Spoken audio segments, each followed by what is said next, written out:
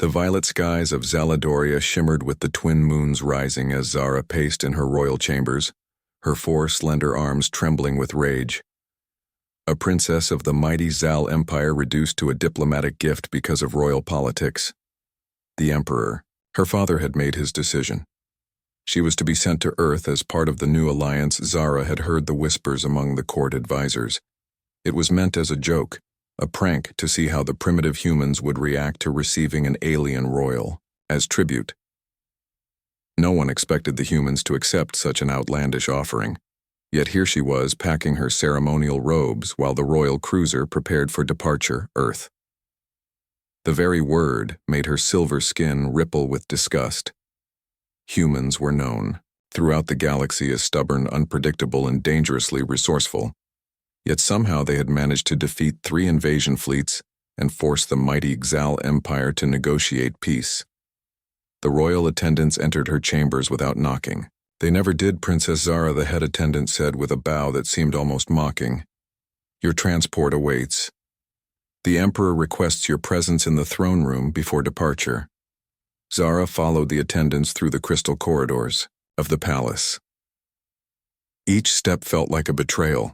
She had trained her entire life to serve as a military commander or royal advisor, not as a political token to be handed to barbarians.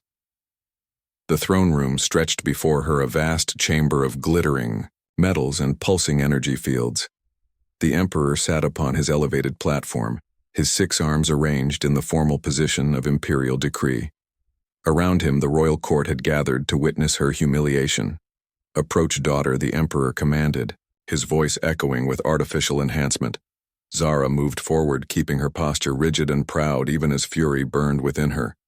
4 of her father's arms remained still while 2 gestured for her to kneel. She did so with practiced grace. You understand your duty to the Empire, the Emperor said. This is not a request but a command. The humans have proven more formidable than we anticipated. This alliance must be secured, and I am to be the price. Zara replied, unable to keep the bitterness from her voice. You are to be the symbol, the Emperor corrected. The humans are fascinated by our kind, particularly our royalty. You will represent our empire and report on their weaknesses. Their acceptance of you will reveal much about their psychology. I am to be a spy as well as a gift, Zara said. The Emperor leaned forward slightly. You are to be whatever serves the Empire best. The duration of your stay will be determined by the information you provide. Remember your loyalty. Princess. Zara understood the threat beneath his words. Failure to comply would mean exile or worse. She had seen what happened to those who defied the Emperor, even his own blood. When the royal cruiser entered Earth orbit, Zara stared through the viewport at the blue planet. Below, her iridescent eyes narrowed as she contemplated escape, but royal guards flanked her on both sides, their neural whips ready should she attempt to flee. Captain Lux approached with a formal bow. We will reach the landing site in 20 minutes. Princess, you should prepare yourself. The atmosphere is thicker than ours. You may experience discomfort initially. Zara nodded dismissively. She had studied Earth extensively, though she would never admit it to the court. Her fascination with the planet that had defied the Empire had been a private obsession. The humans' technology was primitive, but their adaptability was legendary. She had secretly admired their resistance as the ship descended through white clouds. Zara caught her first glimpse of the human settlement. A collection of angular structures nestled among tall green plants. They called them trees, she remembered. A concept foreign to Zaladoria, where vegetation was grown in controlled chambers. The landing area was surrounded by small figures, humans dressed in various coverings. The sight of them made Zara uncomfortable. Their single pair of arms seemed inadequate. How did they accomplish anything with such limited appendages?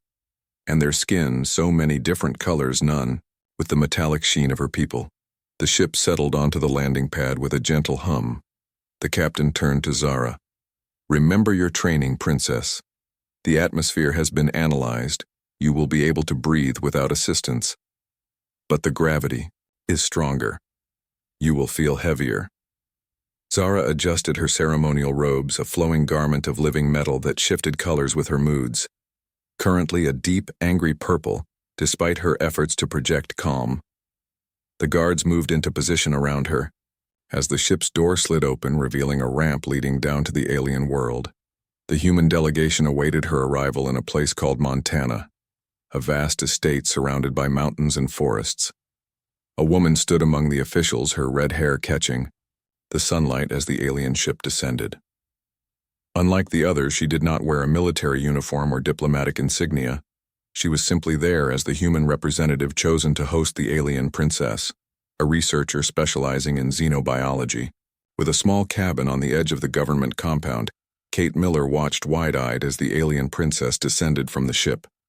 The reports had not prepared her for the reality of Zara, tall, slender, with 4 arms and silver skin that seemed to shimmer in the sunlight. Her face was almost human, except for the large, iridescent eyes and the small ridges along her cheekbones. The princess was a gift, the officials had told Kate, a gesture of goodwill from the Zal Empire. Though Kate suspected, there was more to the story than she was being told. Why would an advanced empire give away one of their royals? And why had they chosen her? A mid-level researcher to be the host. The princess approached the human delegation, her movements graceful, despite the stronger gravity. Her 4 arms remained perfectly still at her sides in what Kate assumed was a formal posture. The alien guards flanked her, their weapons unconcealed, a clear message to the humans. "Welcome to Earth, Princess Zara," the lead diplomat said with a bow that mimicked alien custom. "I am Ambassador Diane Kelly. We are honored by your presence." Zara examined the humans, trying to hide her disgust. Their faces were so expressive, so easy to read. The ambassador was nervous, her eyes darting between Zara and the armed guards. The princess spoke, her voice melodic despite the harsh translator. "I come as a representative of the Emperor Long. May he reign. I am to learn your ways and share the wisdom of the Zalit," was the formal greeting she had been taught, but the words felt hollow. The guards relaxed slightly at her compliance. Ambassador Kelly gestured to the red-haired woman. "This is Kate Miller. She will be your host during your stay. She is one of our foremost experts on xenobiology and will help you adjust to." Earth Kate stepped forward, offering an awkward smile. "I am honored to meet you, Princess Zara. I hope you'll find your stay with us comfortable." Zara studied the human woman, noting the unusual coloration of her hair and the green of her eyes, so different from her own people. This was to be her keeper then, a scientist who would likely study her like a specimen. "I require my guards to remain with me," Zara said firmly. The ambassador exchanged glances. "With her aides, I'm afraid that won't be possible, Princess. Our agreement with your father specified that you would come alone as a gesture of trust. The guards must return with the ship." Zara felt a moment of panic, which she quickly suppressed, so she was truly to be abandoned among these primitives. Perhaps that was her father's plan all along, to rid himself of an inconvenient daughter, one who had questioned his policies once too often. The captain of the guard leaned close. "Princess, your father anticipated this. The ambassador speaks the truth. You are to remain without protection, without warning." Zara felt something press against her neck, a small device the captain had concealed. "This will allow us to track you," he whispered, "and to terminate you if necessary. Remember your duty." The guards retreated to the ship, leaving Zara alone among the humans. The weight of Earth pressed down on her, not just its gravity, but the knowledge of her isolation. Kate Miller approached hesitantly, offering to show her to her new home. The princess followed, her silver skin now shifting to a dull gray, reflecting her despair. The prank her father had played was crueler than anyone knew, and now she was trapped on a hostile world with no allies and nowhere to run. The first weeks were tense. Zara refused to speak, remaining in her room in Kate's small cabin, emerging only to observe the strange Earth environment with obvious disdain. Kate tried everything to communicate, leaving books, music, and videos about human culture. The princess ignored them all. Kate's cabin sat at the edge of the government compound, a simple wooden structure with 2 bedrooms, a kitchen, and a living area. It was modest by human standards, But to Zara, it was primitive beyond belief. No automated systems, no neural interfaces, not even basic atmospheric controls while morning. Kate knocked on Zara's door. "I thought you might like to see the lake," she said when the princess opened the door. "It's quite beautiful, especially at sunrise." Zara considered refusing, but the monotony of her confinement had become unbearable. She followed Kate outside into the cool morning air. The lake stretched before them, a vast expanse of water reflecting the pink and orange sky. Mountains rose in the distance, their peaks covered in white. "It's called snow," Kate explained, following Zara's gaze. "Frozen water. It falls from the sky in winter." Zara had studied Earth weather patterns, but seeing it was different. The scale of it all. The untamed wildness. How did humans live in such chaos? "Why am I here?" the princess asked suddenly, her voice breaking the silence. Kate looked surprised. It was her first voluntary communication since arrival. "I was told you were sent as a diplomatic gesture." Zara laughed, a harsh sound. "That is what they told you. The truth is, I am a joke. A prank played by my father on both our species. The Emperor believes you will treat me as a curiosity, a trophy. Something to study and display. Your acceptance of me amuses him." Kate frowned. "That doesn't make sense. Why would he send his daughter because I am expendable?" Zara said, her silver skin darkening with emotion. "I questioned his policies once too often. I suggested that perhaps humans were not the savages our propaganda claimed." They walked in silence along the lakeshore. Zara struggled with the gravity, each step requiring more effort than it would on her homeworld. Kate seemed to notice her fatigue. "Your muscles will adapt with time," Kate said. "It helps to stay active. Would you like to come to my lab tomorrow? See what I do?" Zara hesitated, then nodded. The scientist in her was curious. Despite her situation, Kate's lab was a small facility at the main compound, filled with equipment for studying alien biology samples. From various worlds displayed in sealed containers, Zara recognized specimens from planets the Zal had conquered. "You study conquered species," Zara said, unable to keep the accusation from her voice. Kate shook her head. "I study biology across species. I look for commonalities, patterns of evolution that transcend planetary boundaries. It helps us understand life on a universal scale." She showed Zara her current project, comparing cellular structures across 20 different species, including Zal. Though those samples were limited, Kate admitted. "You have Zal samples?" Zara asked, alarmed. "Only what was voluntarily provided during the peace negotiations," Kate assured her. "Nothing invasive." Zara studied the human woman, trying to determine if she was lying. Humans were difficult to read, their expressions so different from her people's. But there seemed to be no deception in Kate's green eyes. That night a storm rolled in from the mountains. Thunder shook the small cabin. Lightning flashed, illuminating the rooms in harsh white light. Kate found Zara trembling in her bedroom. The princess had never experienced such weather before. On her world, the atmosphere was controlled by weather manipulation technology. "It's just a thunderstorm," Kate explained, sitting beside her on the bed. "Electricity in the clouds. Nothing to fear." Zara stared at her. "Your people live with this chaos and do nothing to control it." Kate smiled. "We adapt to our world, rather than forcing it to adapt to us. There's beauty in the wildness, don't you think?" On impulse, she took one of Zara's silver hands in her own. The princess did not pull away. The touch was strange, alien, yet somehow comforting. As weeks passed, Zara began to emerge from her isolation, accompanying Kate to her lab, asking questions about Earth-sharing, small details about Zaladoria in return. They fell into a routine, Kate working during the day, Zara studying human culture through books and videos, their evenings spent together talking, comparing their worlds. Kate taught Zara to cook, a skill no Zal royal had ever learned. Food was simply provided by servants, never prepared by one's own hands. The princess found she enjoyed the process, the way the ingredients transformed, the satisfaction of creating something. With her 4 hands, Zara taught Kate about the stars from a Zal perspective. the constellations they recognized, the worlds they had visited. The princess was careful not to reveal military secrets, but she shared the beauty of the cosmos as her people saw it one evening as they sat on the porch watching the sunset. Kate asked, "Why did you question your father's policies?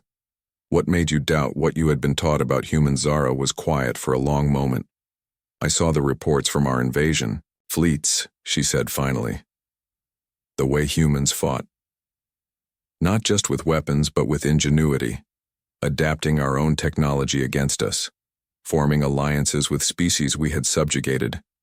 There was something admirable in your resistance, and I began to wonder if perhaps we were wrong to try to conquer you." The princess looked at her hands. "Not that I shared these thoughts widely, just questions asked in council meetings, suggestions that perhaps negotiation might be more effective than conquest. The Emperor does not tolerate dissent even from his daughter." Kate reached out, touching one of Zara's arms. "I'm sorry you were punished for seeing the truth." Something shifted between them that night. A trust forming, fragile but real. The government officials checked in regularly, Ambassador Kelly visiting the cabin to assess Zara's adjustment. They asked the princess questions about Zal technology, military capabilities. The interrogations were subtle, framed as casual conversation, but Zara recognized them for what they were. Kate grew protective, stepping in when the questions became too probing. "She has diplomatic immunity," the researcher reminded them. "She is not a prisoner or a resource to be mined for intelligence." "Ambassador," Kelly pulled Kate aside after one such confrontation. "Don't forget why she's here, Miller. The princess is a valuable intelligence asset, not your house guest." Kate stood her ground. "She is a person, not an asset. And my job is to help her adjust to Earth, not to spy on her." The ambassador smiled thinly. "Just remember where your loyalties lie." Kate thought about those loyalties that night as she watched Zara sitting cross-legged on the living room floor, all four arms moving in perfect coordination as she assembled a puzzle. A human activity she had discovered and enjoyed. The princess had changed in the months since her arrival. Her silver skin had taken on a warmer tone. Her movements had adapted to Earth's gravity. Her disdain had given way to curiosity. And Kate had changed, too. Her scientific interest in the alien princess had become something more personal. She found herself looking forward to their evenings together, learning about Zara's world, sharing her own. She had begun to see beyond the alien features to the person beneath, someone struggling with exile, with betrayal, with finding her place in a world not her own. That night a transmission came through on the secure channel. The Zal ship would return in 1 week to check on the princess, a routine visit, the message said. But Kate felt uneasy. Zara had been sharing less and less with the officials. They were growing impatient for results. When Kate told Zara about the visit, the princess grew quiet, her skin darkening to a deep gray. "They are coming to evaluate me," she said, "to determine if I am fulfilling my purpose," which is what Kate asked, "to gather information." Zara admitted, "To report on human weaknesses. And I have failed. I have told them nothing of value." "What will happen?" Kate asked. The princess looked away. "One of two things: they will take me back to face the Emperor's displeasure, or they will leave me here, but with new instructions. Perhaps a control device to ensure my cooperation." Neither option was acceptable to Kate. The thought of Zara being taken away or turned into a puppet made her stomach twist with dread. Over the past months, the alien princess had become important to her, more than a research subject, more than a diplomatic assignment. "We have 1 week," Kate said. "We need a plan." They spent the next days preparing. Kate reached out to trusted colleagues in the scientific community, people who valued knowledge over politics, who saw Zara as a person, not a political token. Together they developed contingencies, ways to protect the princess from her own people, while maintaining the fragile peace between Earth and the Zal Empire. The night before the Zal ship was due to arrive, Zara and Kate sat by the lake. The water was still reflecting the stars above like a perfect mirror. "Matter what happens tomorrow," Zara said, "I want you to know that my time here has changed me. I came believing humans were primitive barbarians. I have learned that there is wisdom in your adaptability, beauty in your chaos. Kate took the princess's, her fingers intertwining with Zara's slender silver ones. Whatever happens, we face it together, as darkness deepened around them. Kate leaned forward hesitantly, her lips meeting Zara's in a gentle kiss. The princess stiffened in surprise, then relaxed, her arms encircling Kate in an embrace that was both alien and familiar. When they parted, Zara's skin was glowing with a soft pink light, an expression of emotion Kate had never seen before. Zara stepped forward, her forearms arranged in the formal position of royal address. "I have studied the humans as commanded," she said, her voice carrying across the landing area. "They are not as we believed." The emissary gestured for her to continue. "They are adaptive, resourceful. Their technology is primitive but evolving rapidly. They value independence above order, individual choice above collective harmony. It makes them unpredictable, but also innovative. And their weaknesses." The emissary pressed. "What have you learned that can be exploited?" Zara hesitated, her eyes flicking briefly to Kate. "They are divided by national boundaries. They compete for resources. They lack the unity that gives the Empire its strength." The emissary seemed pleased. "These observations align with our intelligence. But surely you have discovered more intimate details living among them," "I have," Zara said carefully. "They form strong attachments to individuals rather than to the state. Their loyalty is personal, not institutional, and—" "You," the emissary asked, his voice dropping, "have you maintained your loyalty to the Empire, Princess?" The air grew tense. Kate could see the guards' hands moving to their weapons. Ambassador Kelly signaling her security team to be ready. "I have observed." "My duty," Zara said. The emissary studied her, his iridescent eyes narrowing. "You have changed, Princess. Your skin tone, your posture, even your speech patterns have been contaminated by these primitives. The Emperor will not be pleased." He gestured to the guards. Two moved forward, neural restraints in their hands. Zara did not resist as they bound her forearms. Her skin darkened to a deep gray, almost black. "You will return with us," the emissary announced. "The experiment is concluded." Kate stepped forward. "This violates our agreement," she protested. Princess Zara was given to Earth as a diplomatic envoy. The emissary turned to her. "Given is a temporary state. Human. The princess remains property of the Empire to be recalled at will." Ambassador Kelly placed a restraining hand on Kate's arm. "This is unexpected," she said, addressing the emissary. "We would request time to prepare appropriate farewell ceremonies. The princess has become a valued member of our community." The emissary considered a single day. "We depart tomorrow at this time. Any attempt to interfere will be considered an act of war." With that, he returned to the ship, leaving the guards to watch over Zara. The princess stood still, her bound arms hanging limply at her sides. Her eyes found Kate's, a silent message passing between them. One day to implement their plan back at the cabin under the watchful eyes of the Zal guards. Kate packed Zara's few possessions. The guards remained outside, allowing them a semblance of privacy. "They will take me to the Emperor," Zara whispered as Kate moved around the room. "The neural tracker in my neck will prevent any escape attempt." "We prepared for this," Kate replied, equally quiet. She pressed something into Zara's hand. A small device, hardly larger than a grain of rice, designed by Kate's scientific colleagues. "It will neutralize the tracker for 6 hours. Not enough time to escape the ship, but enough for what we need." When night fell, the guards grew less attentive. Their species required less sleep than humans, but even they had limits. Kate signaled through the window. A pattern of light flashes that would be invisible to anyone not watching for it. Miles away at the government compound, alarms began to blare. A security breach in the diplomatic section. All available personnel were called to respond, including the exile guards. As predicted, the guards hesitated, torn between their duty to watch the princess and the command to assist with the breach. A clever distraction engineered by Kate's allies. The guards conferred then, One remained while the other departed for the compound. Kate moved quickly, activating the device Zara had concealed. The remaining guard fell unconscious, a targeted electromagnetic pulse disrupting his neural pathways. Temporarily. We have 20 minutes, Kate said, helping Zara remove the neural restraints. A hoverpod is waiting 2 miles west in the forest. Can you make it? Zara flexed her forearms, testing her strength. Earth gravity had made her stronger than she realized. Yes, she said, I can make it.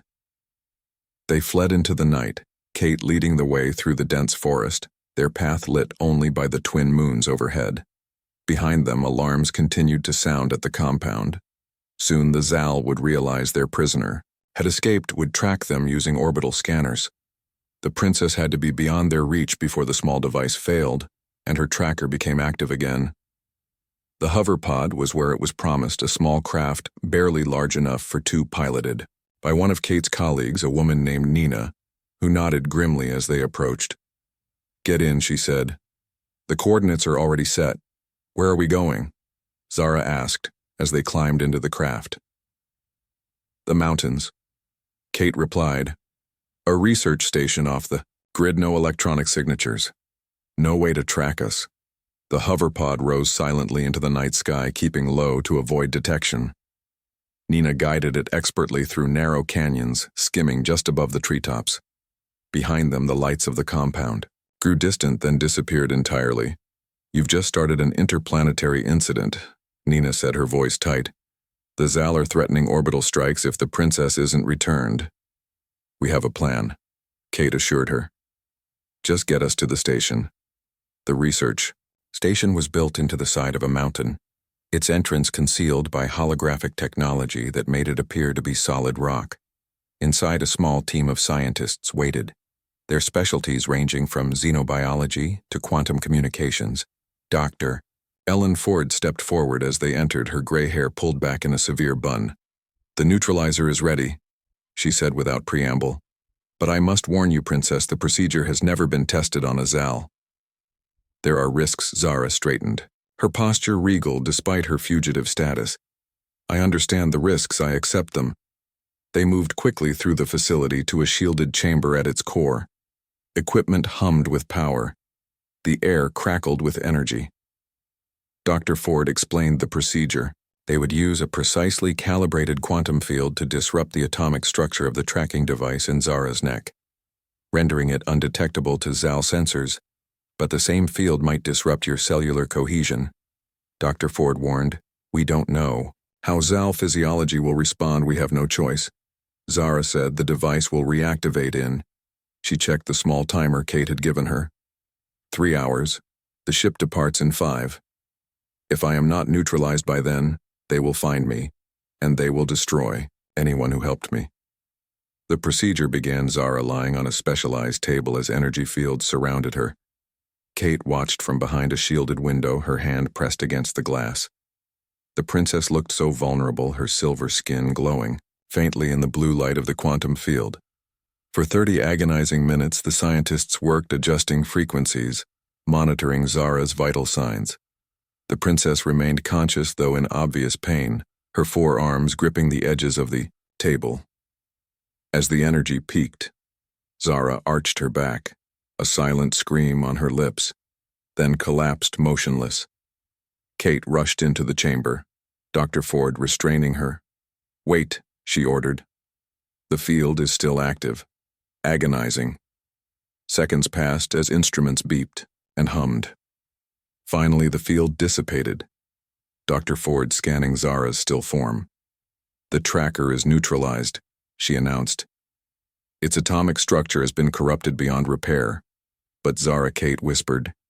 Is she? The princess stirred, her eyes fluttering open. The pain, Kate, she murmured. It was like being torn apart and reassembled. Kate took her hand, relief flooding through her. The Zal ship would depart without its royal passenger. But this was just the beginning of their troubles. The next days passed. Intense preparation. The Zal ship lingered in orbit, scanning the planet for their missing princess. Diplomatic channels buzzed with accusations and threats. The Empire demanded Zara's return. Earth officials denied knowledge of her whereabouts technically, true as only a handful of people knew where she was hidden. At the mountain facility, Zara recovered slowly. The procedure had affected her more deeply than anticipated. Her silver skin had dulled, losing some of its metallic quality. Her forearms moved with less coordination. Kate worried, constantly monitoring the princess for any sign of deterioration. "I'm changing," Zara said one evening, as they sat in the small room that had become their temporary home. The quantum field did more than neutralize the tracker. It altered something fundamental in my cellular structure. Kate scanned her with portable equipment. "Your DNA. It's reconfiguring. Adapting to what Zara asked to Earth." Kate replied, amazed. To its atmosphere, its gravity, perhaps even. She hesitated. To proximity with humans, Zara was quiet, processing this information. "Do you regret helping me?" she asked finally. "You've risked everything. Your career, your freedom, perhaps even your planet's safety." Kate took Zara's hands, all four of them. In her own no, she said firmly. "I believe what we've done is right, not just for us but eventually for both our peoples. The old way wasn't working. Your father sending you here as a prank, revealing the contempt the Empire still holds for humans despite the peace treaty." The princess nodded. "You saw me as a person, not as a tool or a specimen or a joke. And I, Kate Miller, have come to see humans as more than primitive barbarians." Their moment was interrupted by Dr. Ford entering with urgent news. "Sal ship is leaving orbit," she announced. "We've intercepted communications." "They believe the princess is dead," Zara echoed. "How the tracker emitted a final signal before it was neutralized," Dr. Ford explained. "A death signature. The Empire believes you perished during an escape attempt." Zara smiled, placing all four hands protectively over her abdomen. "Something impossible. Something wonderful. Our species were never supposed to be compatible. Yet here we are. The genetic specialists in my world would say this could never happen, but they do not understand how adaptation works." Kate moved forward, placing her hand gently over Zara's. "A child. Our child. How is this possible? I have chosen to become a mother." Zara said simply, "My body has begun changing, adapting to Earth, to you. On my world, reproduction is strictly controlled, genetically predetermined. This is choice. Something I never had before." Kate sat heavily on the nearby chair, stunned. "But how biologically we are so different?" "The quantum procedure," Zara explained. It did more than neutralize the tracker. It accelerated my cellular adaptation and our genetic material." She blushed, her skin rippling with pink light. "When we are close, when we touch cells, transfer microscopic exchanges, I believe my body collected your genetic material and my adaptive biology did. The rest." Kate shook her head, amazed and terrified in equal measure. "What will the child be? Like you, like me." "Something new entirely. Something new," Zara confirmed. "Already I can feel the difference. The energy signature is unlike anything in Zal medical records." The implications were enormous. Kate realized no alien royal had ever defected to Earth, let alone conceived a child with a human. The diplomatic consequences could be severe. The scientific significance revolutionary, and the danger. To Zara, to the child, to Earth itself. "If the Empire learned what had happened, we need to tell Dr. Ford." Kate said, "We need specialized medical care monitoring. This pregnancy won't follow any known pattern." Zara nodded, her hands still protectively cradling her abdomen. "I trust Ellen, but we must be careful. The fewer who know, the safer we will be." They contacted Dr. Ford using a quantum encrypted channel untraceable by Earth or Zal technology. The scientist was shocked but quickly shifted to professional mode, demanding scans, data, detailed reports on Zara's symptoms. The pregnancy appeared to be progressing rapidly, much faster than a human gestation, but slower than the Zal reproductive cycle, which typically lasted only 2 Earth months. "We need to move you to a secure medical facility," Dr. Ford said. her face serious on the small communication screen. "This is unprecedented, Zara. You will need constant monitoring." The princess hesitated, fear crossing her features. "The more people who know, the greater the risk of discovery." "I understand your concern," Dr. Ford replied.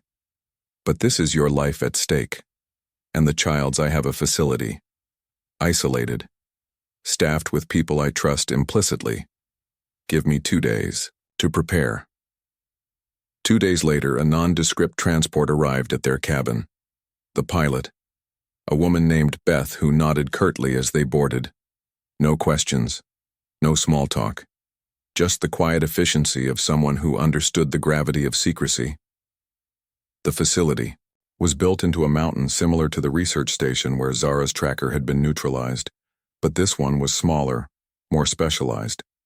A medical research center, Dr. Ford explained as she led them through sterilized corridors designed for the study of extraterrestrial biology. 6 specialists had been assembled, each vetted personally by Dr. Ford, each sworn to secrecy. A xenobiologist, a geneticist, a specialist in adaptive evolution, a quantum physicist, a medical doctor, and a midwife, who had delivered babies under the most extreme circumstances. "Your condition is unique," Zara, Dr. Ford explained, as they settled into what would be their home for the foreseeable future. "Not just the cross-species conception, but your ongoing adaptation to Earth. Your body is changing at a cellular level, becoming something neither fully Zal nor human." A third option, Zara underwent daily examinations, the medical team fascinated by the changes in her physiology, her silver skin continuing to lose, its metallic quality becoming more translucent, the atrophy of her second set of arms accelerating her internal organs, rearranging to accommodate the growing child. The child itself was a miracle. The scans showed a being with features of both species. Kate marveled at the images, a small form with delicate features that resembled her own, but with the distinctive eye structure of the Zal, and something else, something entirely new. Cellular structures that matched neither parent, a true hybrid adapting and evolving even in the womb. News of the pregnancy was kept from Earth authorities. Dr. Ford argued successfully that revealing Zara's condition would put her at risk, both from those who would see the child as a threat and those who would see it as an opportunity, a biological specimen to be studied, a political tool to be exploited. For 3 months they lived in the secure facility, Zara growing larger each day, her pregnancy progressing faster than human gestation. Kate rarely left her side, learning everything she could about hybrid physiology, helping the medical team develop protocols for a birth, unlike any in human or Zal history. They were happy, despite the circumstances, finding joy in the small moments, watching the child move, on the advanced imaging equipment, feeling its kicks against Zara's abdomen, planning for a future neither had imagined possible. Then came the warning. A Zal scout ship had entered Earth orbit, officially on a diplomatic mission. Unofficially, Dr. Ford reported their scans suggest they're searching for something or someone. The Zal had not accepted the story of their princess' death. It seemed suspicions had grown, questions raised. The Emperor had sent investigators to discover the truth. They intercepted a transmission from the scout ship to the Zal homeworld. "We have detected an anomalous energy signature, similar to Royal Zal biology, but altered." Investigating further, they had found a trace of Zara, the unique energy her body produced, now amplified. By the developing child, the Zal ship's sensors were more advanced than Earth technology, capable of detecting the subtle radiation from miles away. It was only a matter of time before they pinpointed her location. "We need to move," Dr. Ford said urgently. "This facility is shielded, but not enough to hide Zara's signature completely, especially as the pregnancy advances." "Where can we go?" Kate asked. "The Zal ships can scan the entire planet." "Not the entire planet," Dr. Ford corrected. "There are places, even there. Technology cannot penetrate deep underwater in certain mineral deposits." And in what Zara pressed, sensing the scientist's hesitation. Dr. Ford sighed heavily. There is a project, a government black site researching quantum shielding technology. Similar to what we use to neutralize your tracker, but much more powerful. A field that can hide any energy signature from detection. But Kate said, knowing there must be a catch, but it's a military installation. Dr. Ford admitted highly classified. If we go, there we place ourselves at the mercy of people who might see Zara and the child as assets to be controlled.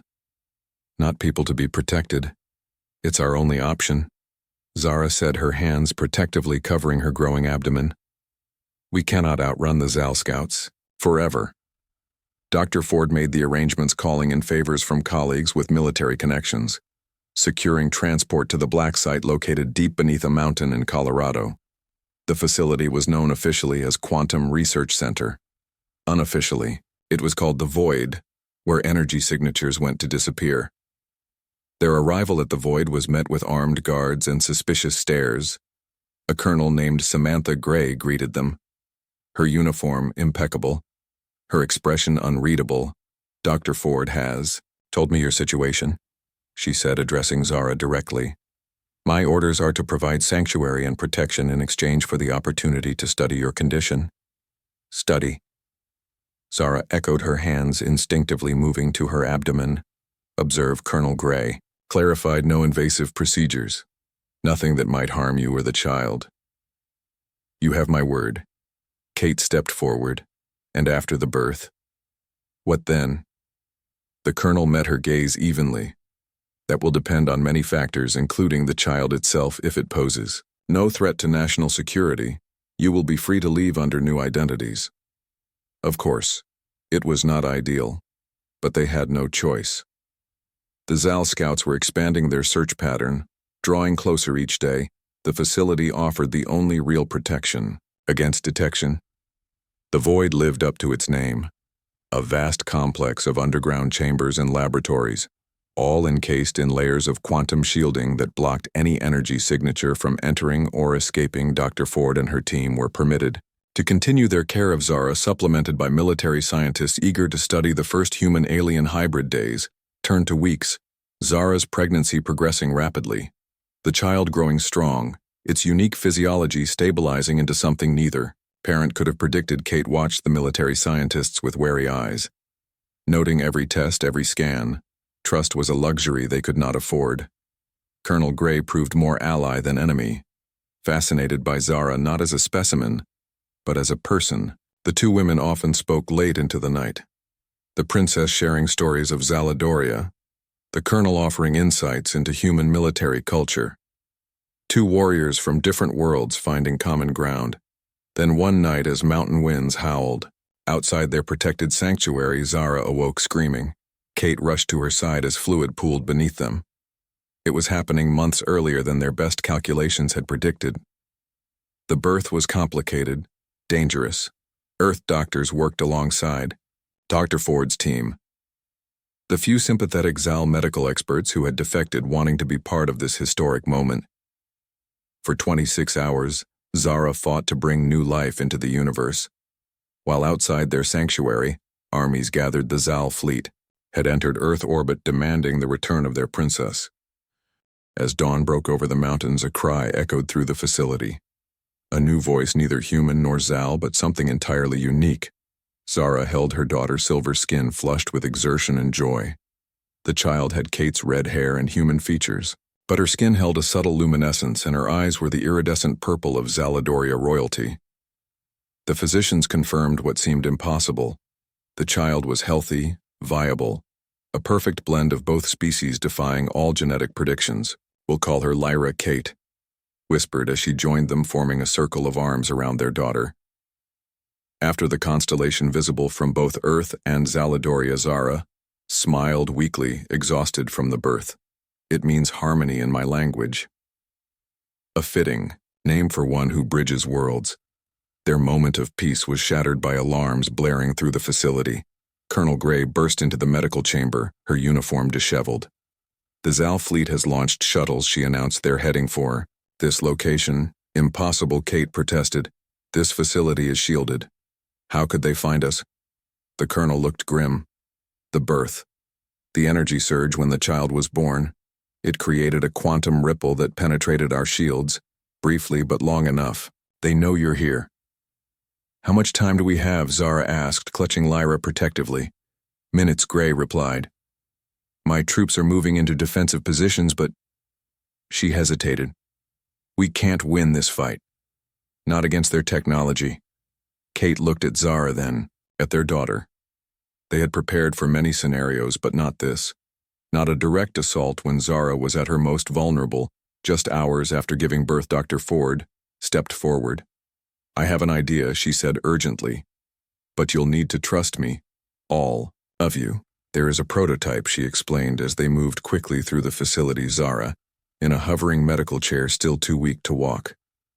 A quantum displacement device, designed to create a pocket dimension. A space between spaces where matter can exist without detection. Is it safe? Kate asked as they entered a laboratory filled with humming equipment.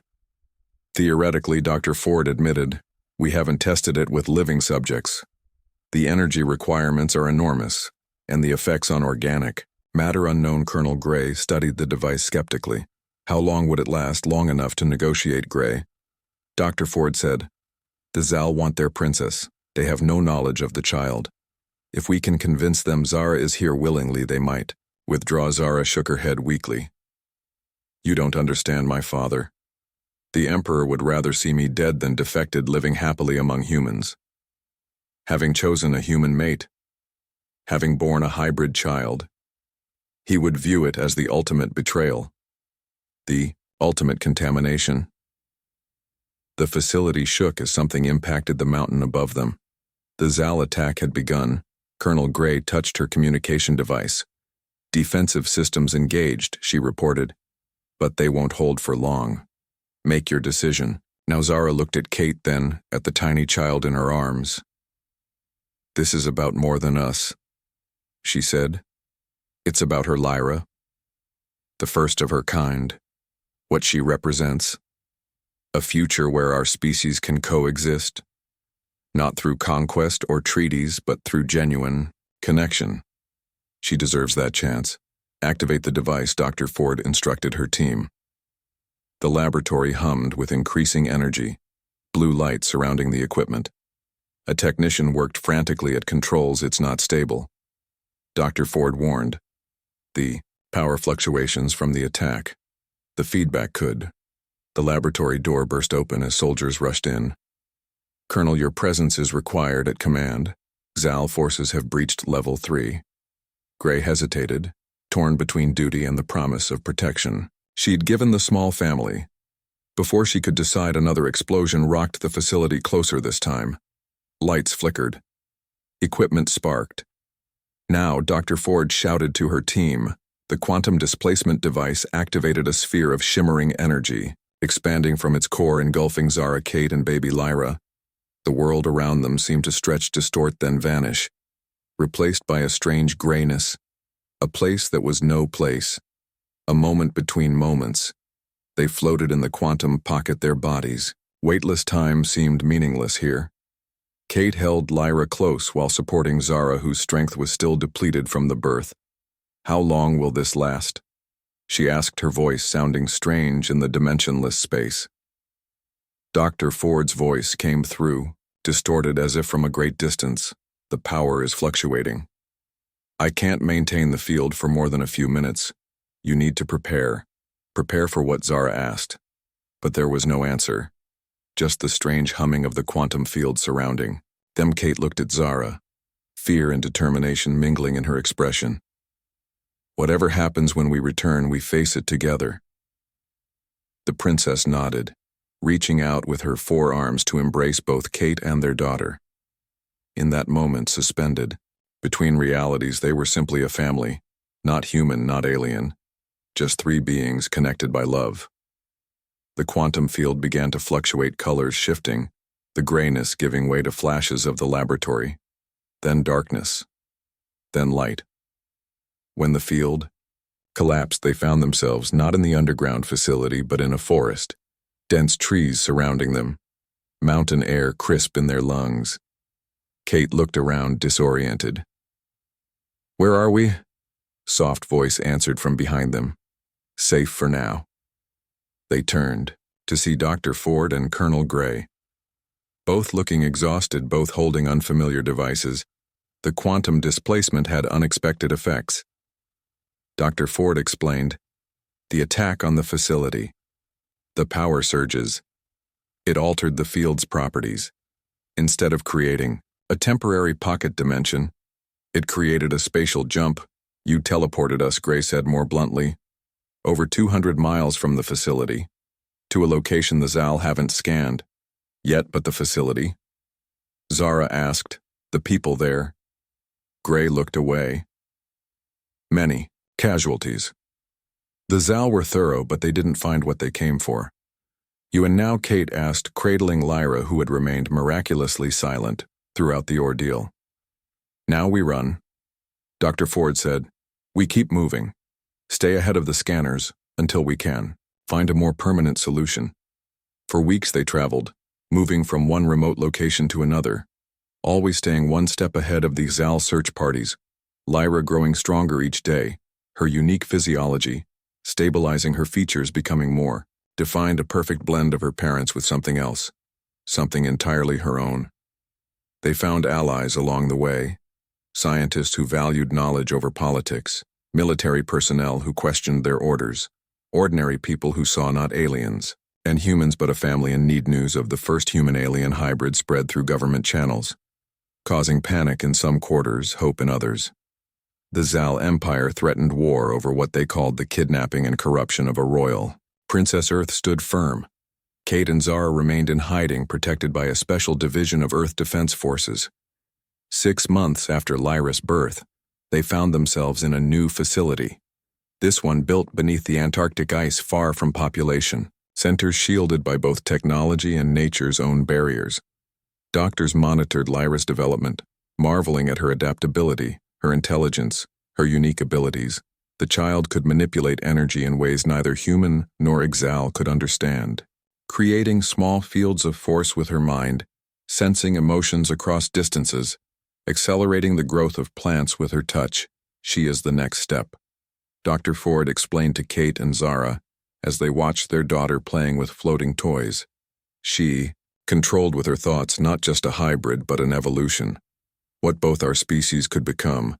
The Zal Empire sent assassins, hunters, mercenaries.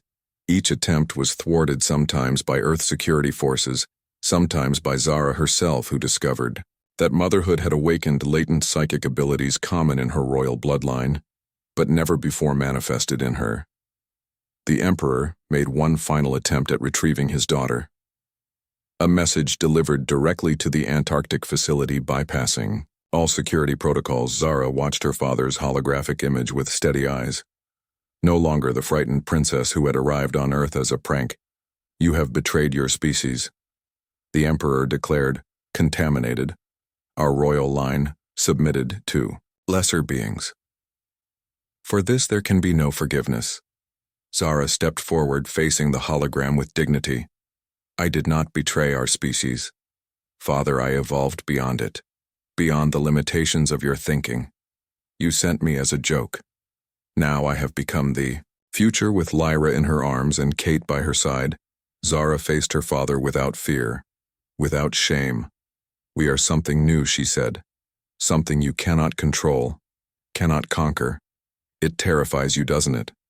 The thought that there might be another way than domination. Another path than the one you have always followed. The Emperor stared at his daughter, at the child in her arms, his expression unreadable. Then, without another word, the hologram vanished. 3 days later, the Exal fleet withdrew from Earth orbit. A message delivered to human authorities. The Empire recognizes the sovereignty of Earth.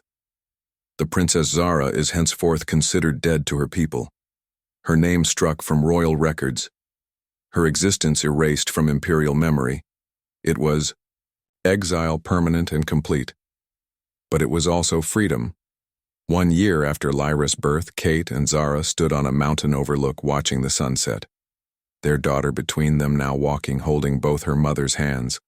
The child who should never have existed, who represented possibility beyond conflict, cooperation beyond fear.